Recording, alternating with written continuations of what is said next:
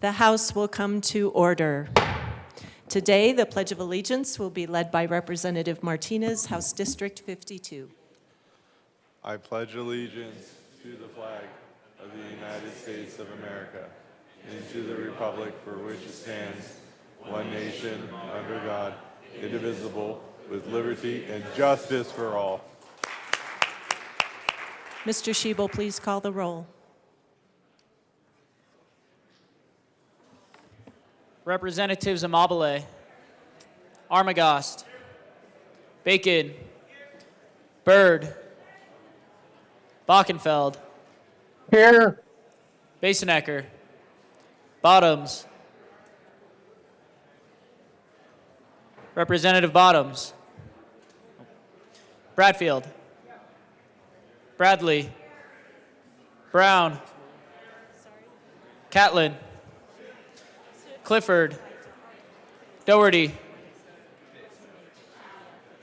Representative Doherty, DeGraff, Degree Kennedy, Duran, English, Representative English. Rep. English is excused. Epps, Representative Epps. Excused. Evans, Frizzell, Froelich, Garcia, Hamrick, Hartsook, Hernandez, Herod, Representative Herod. Herod's excused. Holtorf, Judah. Did she yell? Joseph, Kip, Leader. Here. Lindsay, Lindstead, Luck, Here. Lukens, Lynch, Mabry, Representative Mabry, Marshall, Martinez, Marvin, Morrow, McCormick, McLaughlin, Ortiz, Parenti, Puglisi, Ricks, Representative Ricks. Ricks is excused. Rutinel is here. Sirota, Snyder, Soper,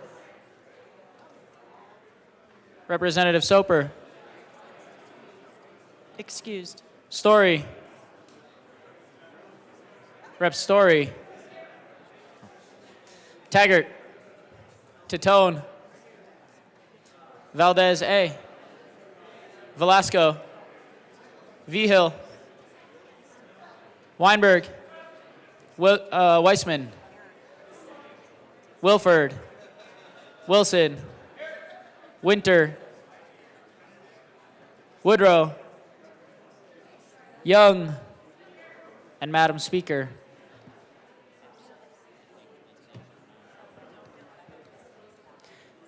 With 61 present, 4 excused, we do have a quorum. Representative Martinez. Thank you, Madam Speaker, and it's an honor to serve with you. And an honor to serve with you.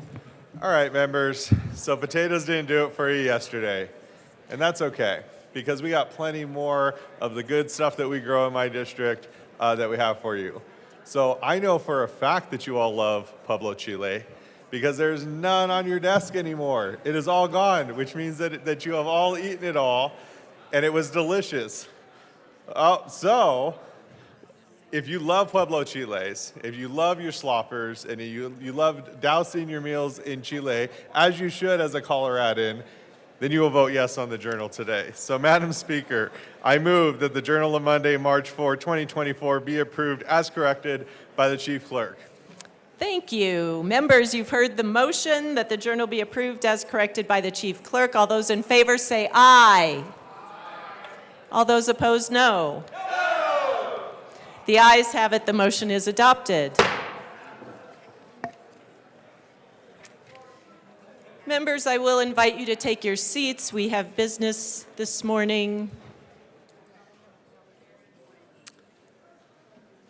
Madam Majority Leader.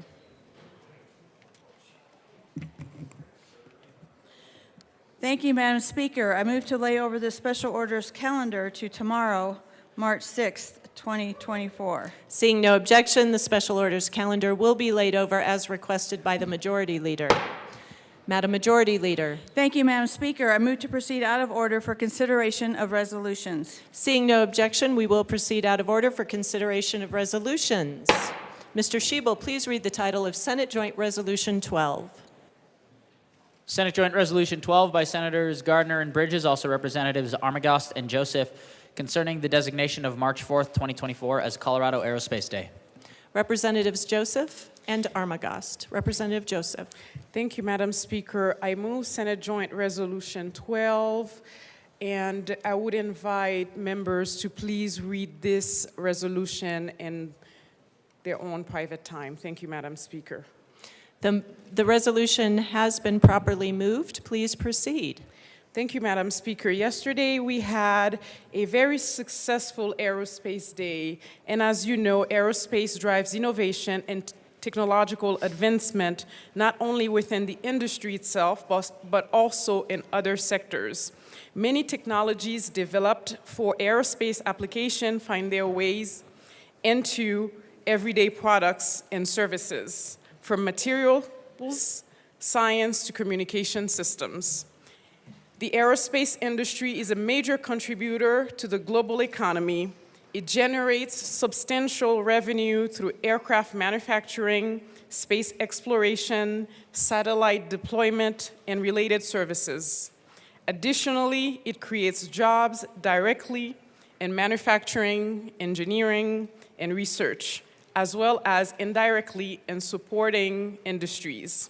Aerospace capabilities are crucial for national security.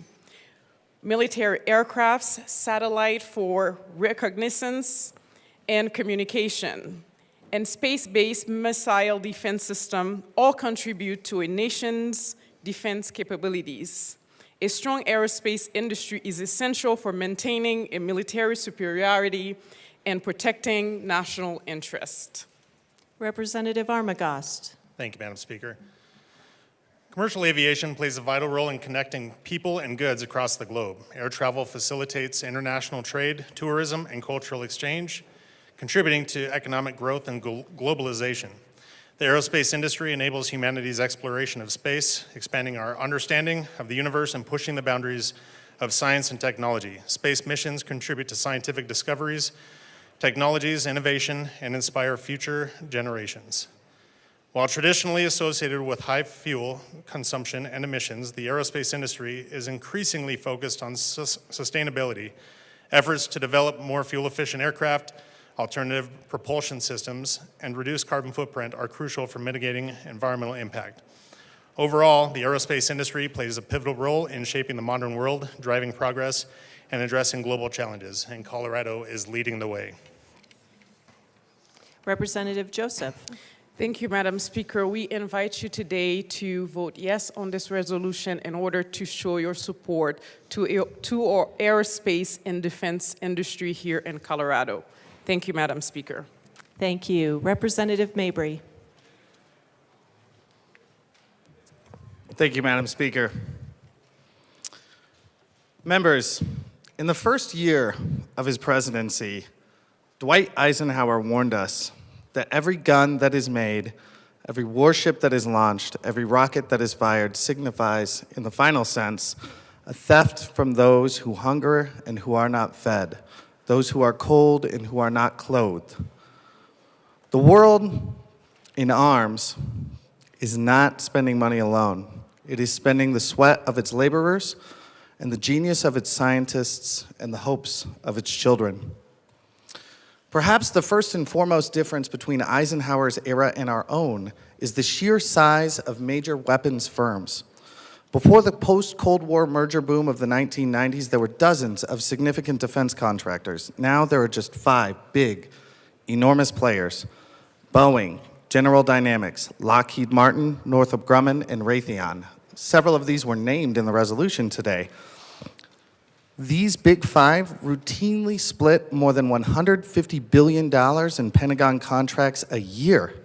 That's 20% of the total Pentagon budget.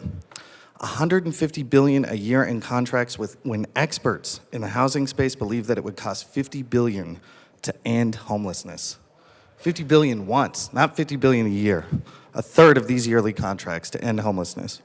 Our budget reflects our values. The average taxpayer spends $1,087 per year on weapons contracts like the ones I outlined above, and $270 a year on K-12 education, and just $6 a year for renewable energy. We have prioritized military contract spending above housing, education, childcare, and curing disease. Eisenhower warned us against the unwarranted influence of the military-industrial complex. It was his last warning to us as President of the United States. If he suspected that Congress would not be able to stand up to their growing influence, he was right. And the expansion of militarization is now reaching into the heavens, and I will be a no today. Representative Holtorf.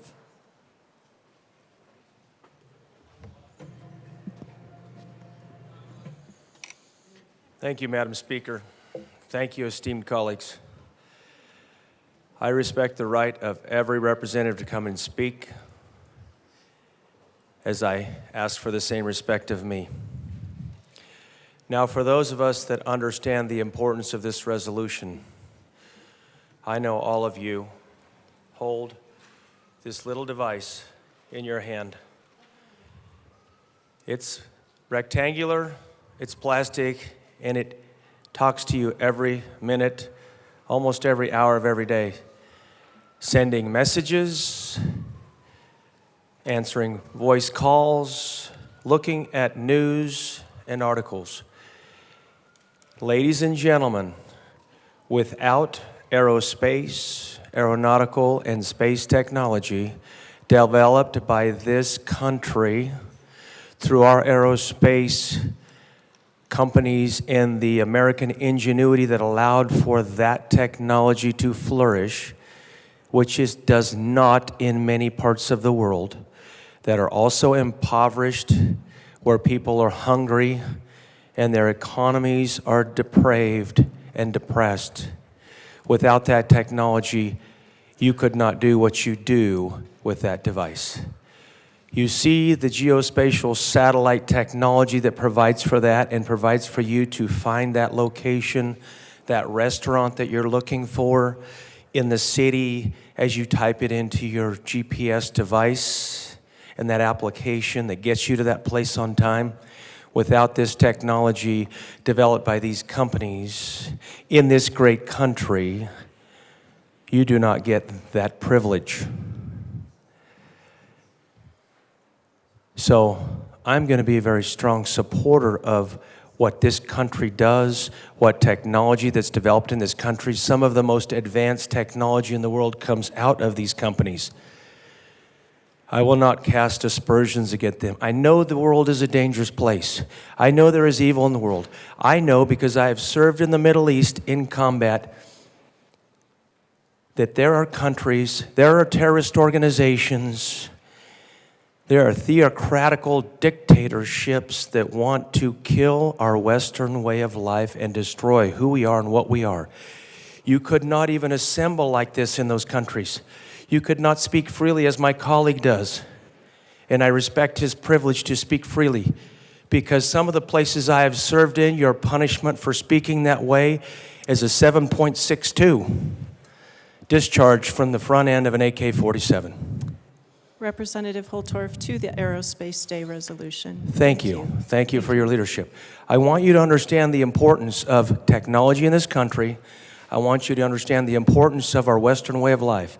I want you to understand the importance of what this country does as the beacon of freedom and hope around the world in places that beg for our support, because in many countries like Ukraine, they will cease to exist without our support. Now, I think I've said enough, but I tell you, I rebuke, and I understand the point, and it's not a false argument. It is a concern. It is a problem for this country. But I will tell you that without this technology, in the 40s, what would have happened? What would have happened without the technology of this country and aerospace? For those of us that are veterans and those of us that look to the former B-17 bombers that flew over Europe, that destroyed the Wehrmacht and all the factories that built their weapons of destruction that were going to take over the world. Now, most of us have not seen the map, the post-World War II map that Japan and Germany drew. How many have seen that? How many have seen that map? Because I have. In Colorado now, if we wouldn't have won the war, we would be speaking Japanese because Colorado was going to be part of Japan, part of Imperial Japan under that grand design and that map. If anybody wants to refute that, I can prove it to you.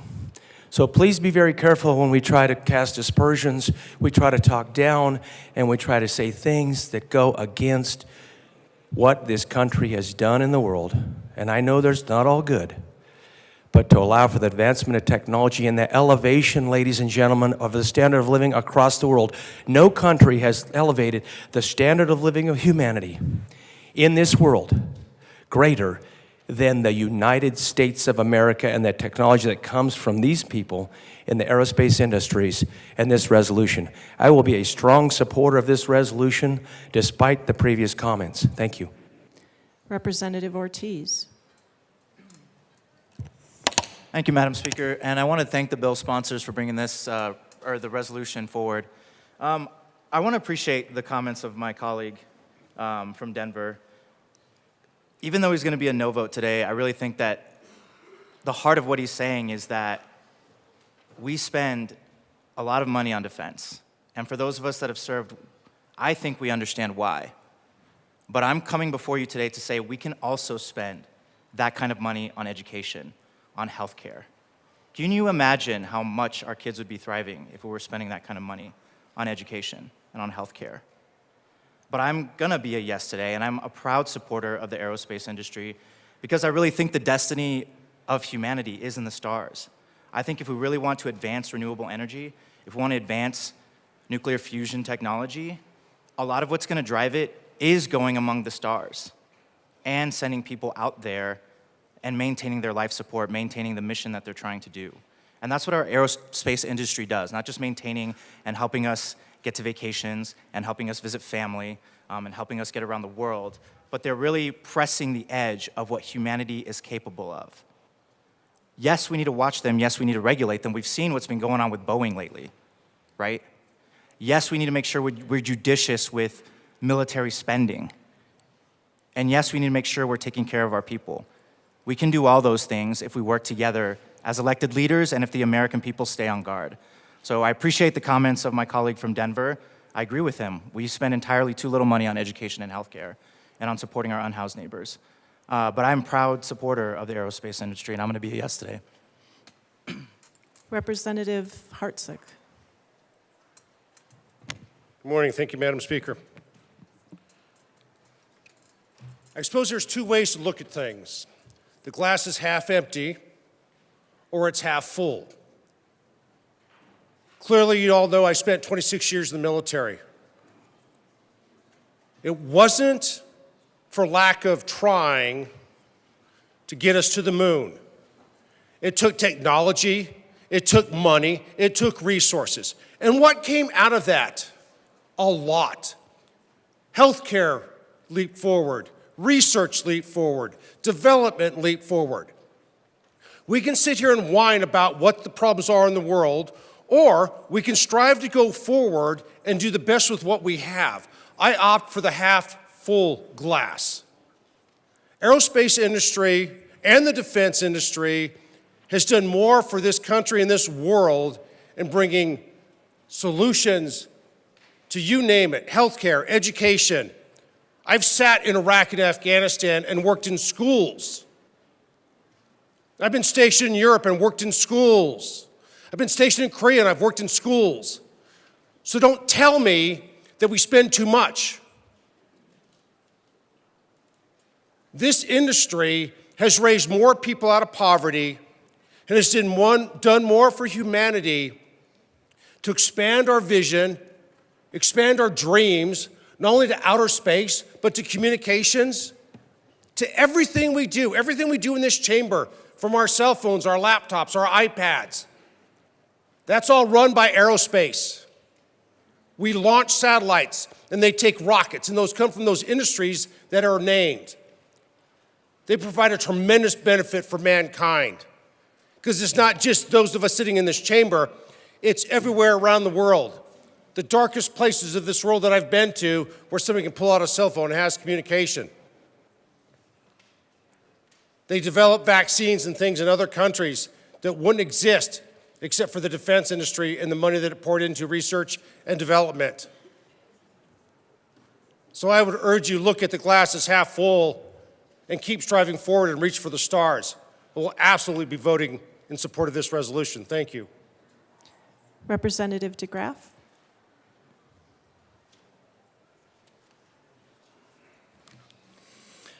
Thank you, Madam Speaker. I'm going to be a yes on this bill. Probably not a surprise to the sponsors, having spent, I don't know, depends on how you count it, 27 years in the Air Force, Air National Guard, Air Force Reserve, 30 years if you consider Air Force Academy.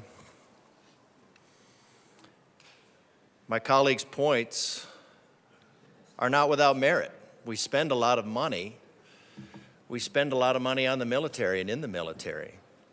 We also get a big return out of that. Now, if you look at just strictly numbers, just a quick pull-up, that since 1964, and this is a few years old, in 50 years, the United States spent $22 trillion on poverty. $22 trillion. What's the return on investment on $22 trillion? Is poverty gone after $22 trillion? And bear in mind that we're a country of what, 300 million? We're 300 million and we spent $22 trillion. Now, some of you have received the math, and you know I like math, and I did at the prompting of a colleague, I did an analogy on a bathtub. And I wanted to know how big a trillion was. How big is a trillion? And here it is. A trillion at 20, let's just take a trillion drops, because that's the smallest thing I could think of. So a trillion drops, and for those of you who remember your chemistry with the little pipettes, our instructors here, our teachers would know that that's about 20 drops per milliliter. And you have 1,000 milliliters per liter. And in an Olympic-sized swimming pool, you have about 2.5 million liters, or about 660,000 gallons. So that one drop in a trillion, does anybody know it's one drop. The trillion is 20 Olympic-size swimming pools. So 22 trillion with one drop representing $1 would be 420 Olympic-sized swimming pools. That's enough to get a lot of people a lot wet. Now, that was a climate analogy because your contribution to the greenhouse gas effect is 1 part in a trillion, one drop in 20 Olympic-sized swimming pools. That's why I did the analogy. But we're talking about investment here, and we're talking about this, and I'm not going to, there's a lot of things that the military could do differently. When people ask me, why don't I trust the government after spending 30 years in the military, I said, I don't trust the government because I spent 30 years in the military. They go hand in hand. But when we just say, well, that's a waste of money, because it's not a battle on the war on poverty. We've spent 420 Olympic-sized swimming pools on poverty. And where are we? In 1950, the poverty rate was 32.2%, 1965, 17.3%, and then the unchanging poverty rate for the last 45 years is perplexing because anti-poverty or welfare spending during that period has simply exploded. So my colleague is right to question the big military spending, and we should always be making sure that we are getting literally the most bang for the buck. And that's not always the case, but since my colleague brought it up, it's a good time to discuss big poverty. And big poverty in 50 years has gotten $22 trillion. Now, does it have any effect? Well, the poor, according to the United States Census, 80% have air conditioning. Probably a lot of that cooling technology, the advancement of that cooling technology, I would guess, has come out of the military with the compressors. Nearly 3/4 have a car or truck. 31% have two. 2/3 have cable or satellite. 2/3 have one DVD player. Half have a personal computer. More than half the poor. 43. So it sounds like we're doing pretty good. And as far as school goes, we see every day that our schools are asking for more money, but when we do the math and we put together the funding, we see that our schools are getting over $17,000 per pupil. For a classroom of 20, that's $340,000. If you amortize out a 1,000 square foot classroom, that's about $25,000 per year. And then you take $70,000 for a teacher, you have $140,000. You have about $240,000 extra. So is the spending that we're questioning here, is that military spending? Or is it big social that we need to be worried about? Because we keep throwing money in that hole. Now, I'm only bringing this up because my colleague thought it was necessary to talk about, and I think it's a great time to discuss it. Military has done a lot for lots of people as far as elevating them out of poverty, creating a system of equality where people are equal on their merits. As far as equity and racial harmony, I just, after being in the military for 30 years, I thought that was a given.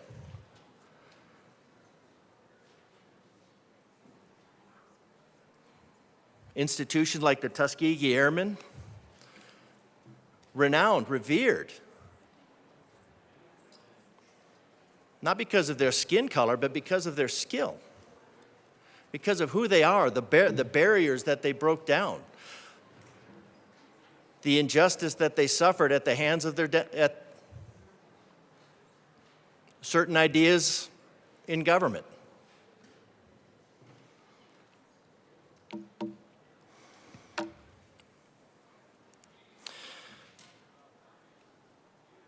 So no, I don't have a inherent trust. And now we look at, things that are going on in the military, and they're not good. But those are political in nature.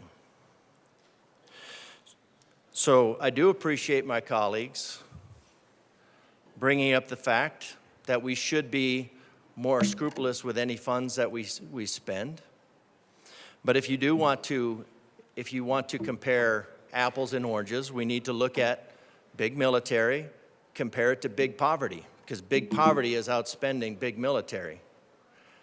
Big military at least has some bang for the buck to show for it in our daily lives and in protecting this nation from the enemies that we have domestically, the enemies of our Constitution, foreign enemies of our Constitution. It's our job to protect in here against the domestic enemies of our Constitution. So I'll still be a yes. Doesn't mean I'm fully on board with everything that the military spends money on, But I do appreciate my colleague bringing up the opportunity to make a little bit of a comparison.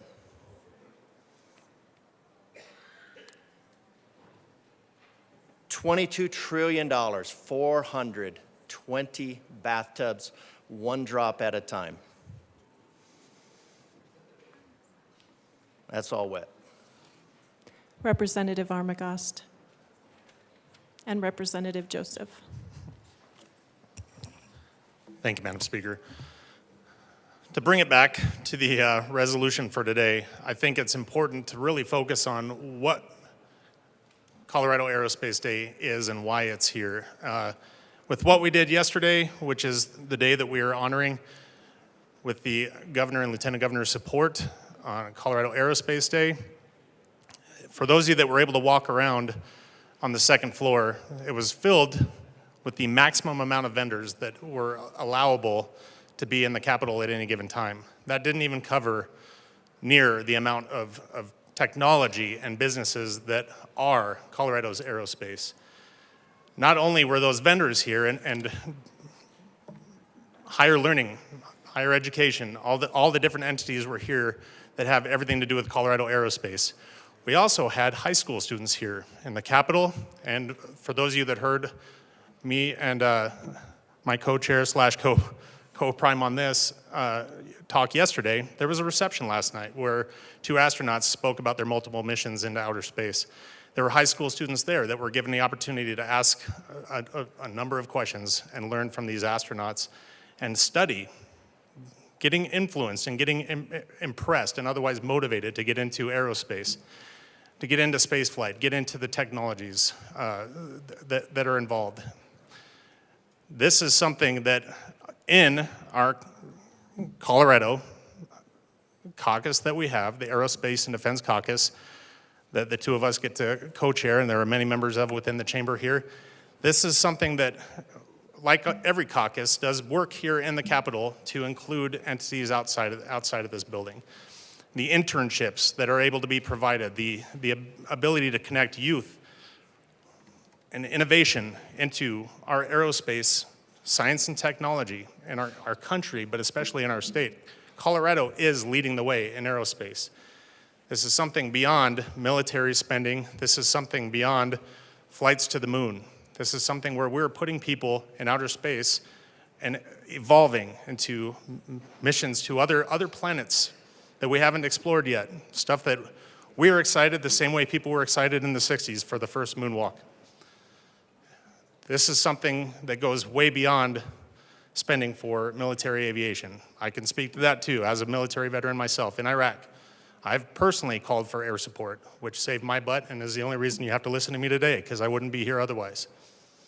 We have to trust and we have to rely and we have to stand behind Colorado's aerospace studies, technologies, and defense.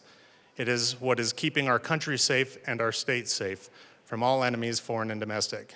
So I encourage a yes vote on this bill, on this resolution, and I hope we can see past what the cover might lead you to believe and look into more of what Colorado Aerospace and our own caucus within this Capitol stands for. Thank you. Representative Joseph, you have already spoke twice to the resolution, and I apologize. I believe one of those was brief, but we are limited to twice. Yes. Second. Thank you. Seeing no further discussion, the motion before us is the adoption of Senate Joint Resolution 12. Mr. Schiebel, please open the machine and members proceed to vote. Representative Bachenfeld, how do you vote? Yes. Representative Bachenfeld votes yes. Representative Leader, how do you vote? Yes. Representative Leader votes yes. Representative Luck, how do you vote? Yes. Representative Luck votes yes.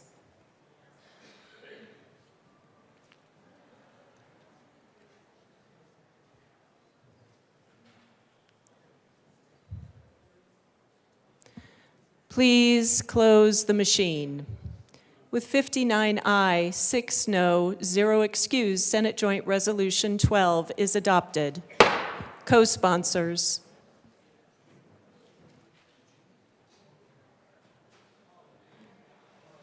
Representative Leader, co-sponsors.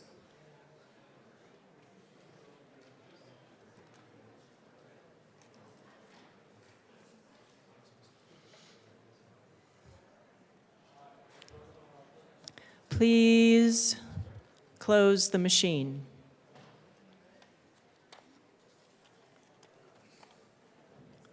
Members, we are proceeding on to third reading.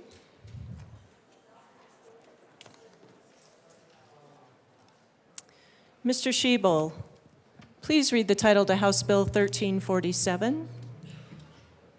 House Bill 1347 by Representatives Duran and McCluskey, also Senators Rodriguez and Fenberg, concerning the payment of the expenses of the Legislative Department. Madam Majority Leader. Madam Speaker, I move House Bill 1347 on third reading and final passage. The motion before us is the adoption of House Bill 1347 on third reading, final passage. Mr. Shebel, please open the machine and members proceed to vote. Representative Bockenfeld, how do you vote? Yes. Representative Bockenfeld votes yes. Representative Luck, how do you vote? No. Representative Luck votes no. Representative Leader, how do you vote? Yes. Representative Leader votes yes.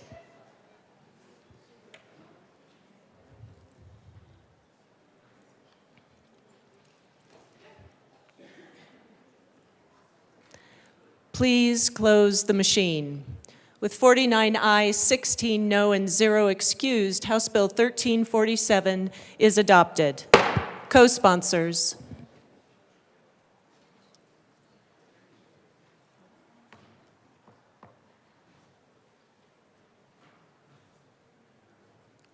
Representative Leader, co-sponsors.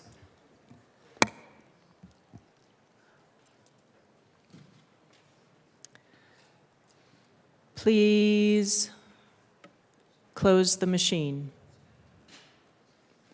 Mr. Shebel, please read the title to House Bill 1257. House Bill 1257 by Representatives Catlin and McLaughlin, also Senator Will, concerning the continuation of the Colorado Natural Areas Council and in connection therewith, implementing the recommendation in the 2023 Sunset Report by the Department of Regulatory Agencies. Madam Majority Leader. Madam Speaker, I move House Bill 1257 on third reading and final passage.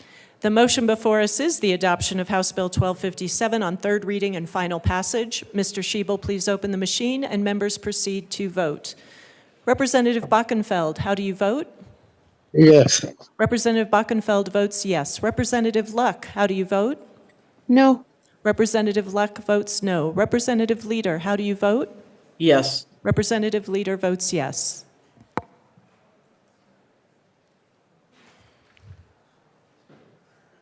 Please close the machine.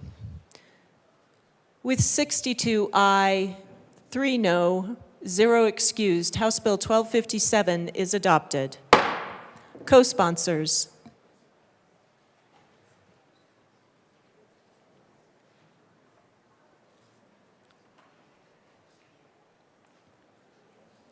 Representative Leader, co-sponsors. Please close the machine. Mr. Shebel, please read the title to House Bill 1072.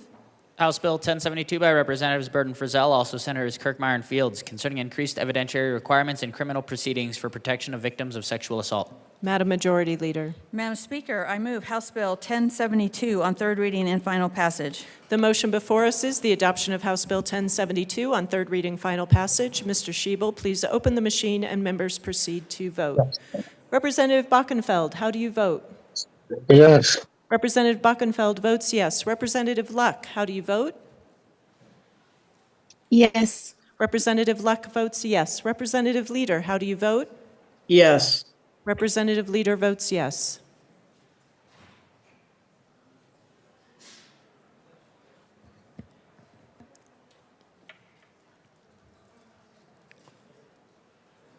Armagost and Lynch. Please close the machine. With 63 aye, 2 no, and 0 excused, House Bill 1072 is adopted. Co-sponsors.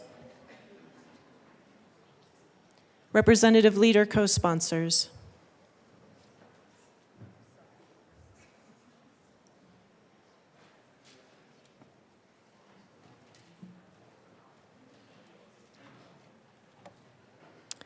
Please close the machine. Mr. Shebel, please read the title to House Bill 1131. House Bill 1131 by Representatives Lukens and Velasco, also Senators Roberts and Will, concerning local college districts. Madam Majority Leader. Madam Speaker, I move House Bill 1131 on third reading and final passage.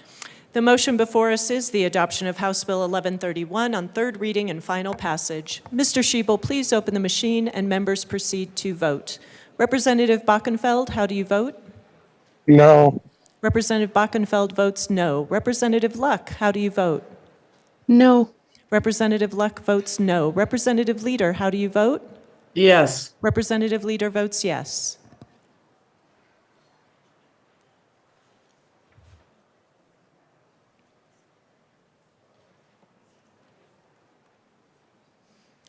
Please close the machine. With 60 aye, 5 noes, 0 excused, House Bill 1131 is adopted. Co-sponsors.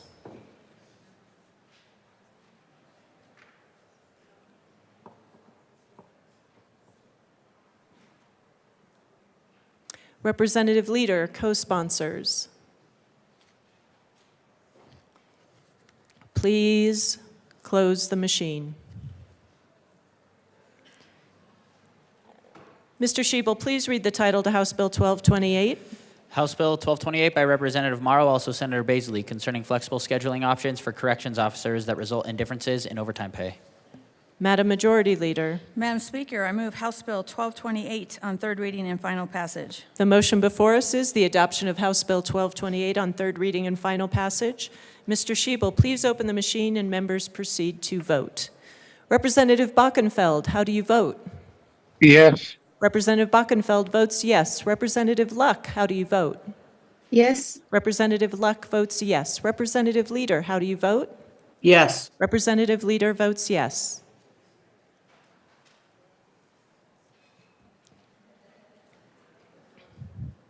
Please close the machine. With 65 ayes, 0 no, and 0 excused, House Bill 1228 is adopted. Co-sponsors. Representative Leader, co-sponsors.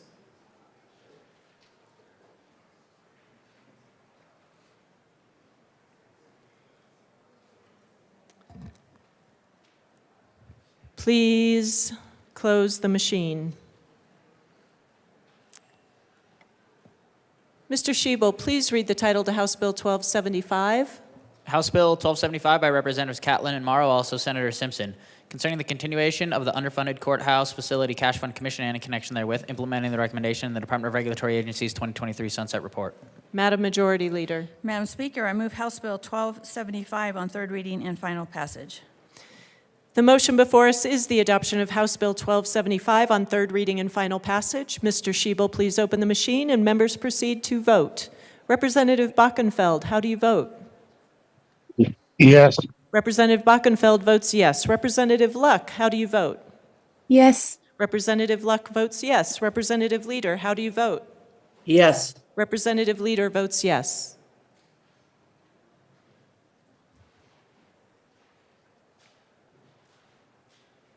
Please close the machine. With 65 ayes, 0 no, and 0 excused, House Bill 1275 is adopted. Co-sponsors.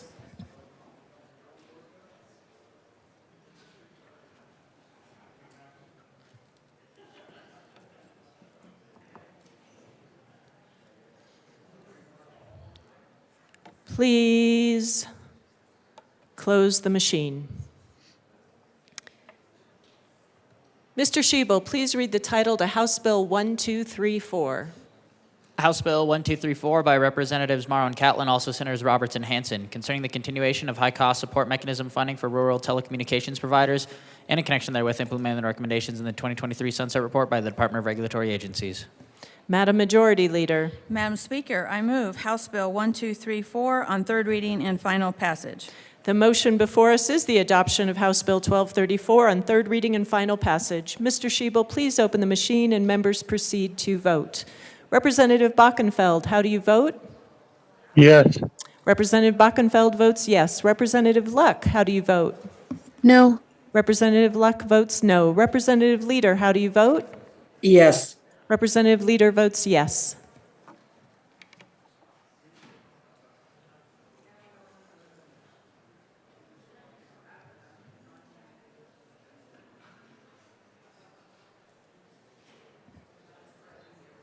Please close the machine. With 55 aye, 10 no, and 0 excused, House Bill 1234 is adopted. Co-sponsors.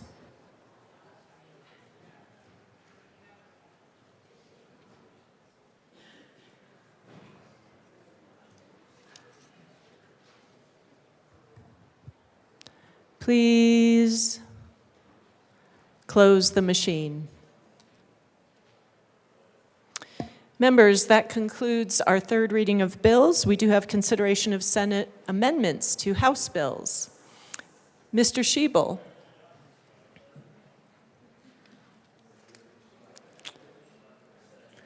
Please read the title to House Bill 1048.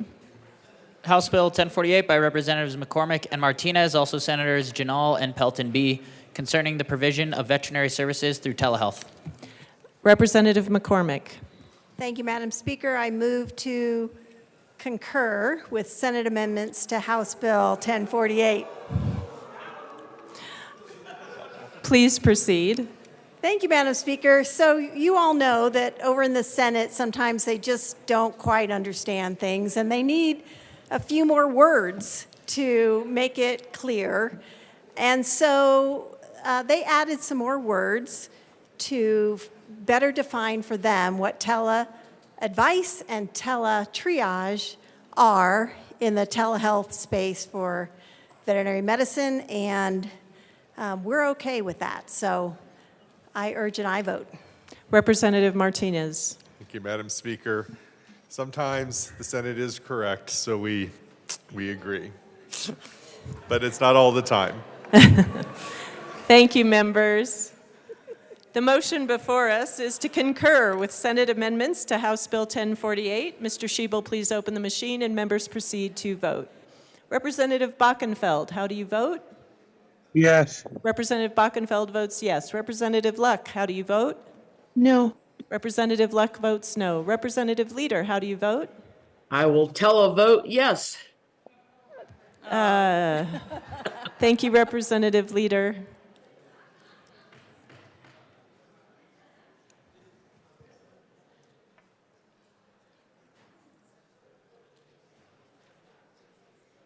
Please close the machine. With 63 aye, 2 no, 0 excused, the motion to concur with Senate amendments is adopted. Madam Majority Leader. Madam Speaker, I move for the repassage of House Bill 24-1048 as amended. The motion before us is the repassage of House Bill 1048 as amended. Mr. Schiebel, please open the machine and members proceed to vote. Representative Bockenfeld, how do you vote? Yes. Representative Bockenfeld votes yes. Representative Luck, how do you vote? Yes. Representative Luck votes yes. Representative Leader, how do you vote?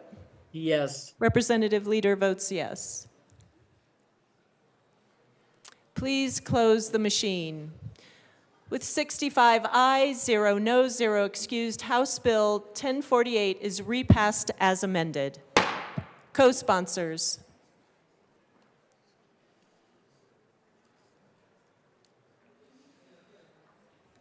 Representative Leader, co-sponsors. Please close the machine. Madam Majority Leader. Madam Speaker, I move to lay over the balance of the calendar to Wednesday, March 6, 2024. Seeing no objection, the balance of the calendar will be laid over until Wednesday, March 6th, 2024. Members, do we have any announcements or introductions? Representative Kipp. Hey, members, the the Council of State Governments is in the building today. You all should have had something left on your desk. They're having a reception tonight from 5 to 6:30 p.m. Also, for those of you who are in your first 4 years of service, You are eligible to participate in the Western Legislative Academy. I've done this academy. It's a great experience. I urge you to apply. There is information on your desk. Please feel free to talk to me if you have any additional questions. A good place to talk about it is also tonight at the reception, and folks that I think are out in the lobby who are, if you're interested in talking to them more. Thank you. Rep. Holtorf. Thank you, Madam Speaker. And so CGS West is a great organization. Thank you, Representative Kipp, for being the sponsor. We are both alumni, but a little secret in the building. Representative Doherty and I are alumni of the same class, and we now serve as she is the chair, and I'm the ranking member of Health and Human Services. So you want to talk about leadership in action? Those were our bonding moments when we went and learned about bipartisanship, and now I even know how to spell it. Thank you. Thank you. Representative Weissman. Thank you, Madam Speaker. Judiciary Committee members, we have some work to do. On adjournment, so let's say 10 minutes after 10, we are meeting in 107 to hear one bill, that is Senate Bill 63. Then in the afternoon time block, we are back in 107 at 1:30 to hear 3 bills, Senate Bill 6, House Bill 1286, and Senate Bill 74. Please be prompt. Thank you. Rep. Froelich. Thank you, Madam Speaker. The Transportation, Housing, and Local Government Committee will meet upon adjournment today for one bill, again at 1:30 for one bill, and tomorrow again at 1:30. All Supreme Court chamber, please be there. Representative Doherty. Thank you, Madam Speaker. Health and Human Services will be meeting 10 minutes upon adjournment. We will hear the bills in the following order. There will be a little bit out of order. 1322, then 1153, then 1254, 1253, and then 1106. Thank you. Representative Ortiz. Members, this Thursday is Disability Rights Advocacy Day. So you are going to have a lot of members from community living with a disability flooding these streets, getting up here on the floor. Welcome them, say hi to them. We will have a breakfast at 8 a.m. We'll have a press conference at 8:30. It's going to be in the West Foyer. It will be featuring the Lieutenant Governor and former Speaker Andrew Romanoff. The breakfast is sponsored by JFK Partners. We will have floor resolution with guests, and we're going to have a rally with lunch in the North Foyer, and that's going to be sponsored by Craig Hospital. So this Thursday, the 7th. See you there. Thank you. Representative Ricks. Thank you, Madam Chair. Madam Speaker, I should say. Good morning, members. On your desk today, you received something that talks about International Women's Day. We also have like a purple bow that we're asking you to wear in honor of the day. And just a brief history of International Women's Day. International Women's Day is observed every March 8th, but the day is March 5th, and we're celebrating it today in honor of all the achievements and accomplishments and strengths and contributions of women. Recognized by the United Nations in 1997, it amplifies women's voices, it champions their rights across social, economic, political spheres, fostering inclusivity and challenging stereotypes for a more equitable world. So today, we're asking you to come and join us upon adjournment downstairs in the rotunda. We're going to take pictures on the stairs, and we have some light refreshments. I also want you to please stand up and welcome members of my community that are here today. Please stand, all of you that are here. Yes.